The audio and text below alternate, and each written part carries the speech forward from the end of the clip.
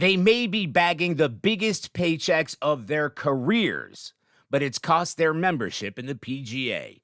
Commissioner Jay Monahan suspending immediately and indefinitely all 17 PGA members taking part in the Saudi-backed breakaway league, which launched this weekend north of London. The normally outspoken Phil Mickelson was in no mood to talk about the ban. Any PGA Tour matters I'm not going to discuss publicly at this time. Nor has he wanted to discuss reports he's received around $200 million just for taking part.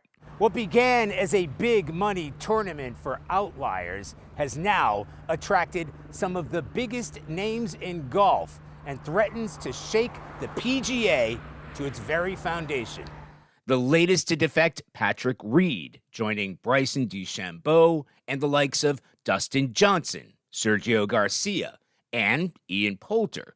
The eye-watering numbers luring away professional golfers. Hundreds of millions of dollars in appearance fees alone have drawn accusations of sports washing by the Saudi regime. A campaign of sponsoring sporting events in order to divert from a record of human rights violations, including the murder of Jamal Khashoggi. Saudi Arabia is investing billions and billions of dollars into reputation improvement across the world. This is an intentional strategy by the Saudi state to launder their image without actually having to make fundamental human rights reforms.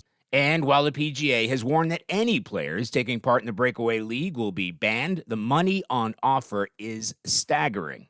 $2 billion they're investing. $2 billion. And they are writing massive checks. They have written an enormous check to get Phil Mickelson on board. They've written an enormous check to get Dustin Johnson on board.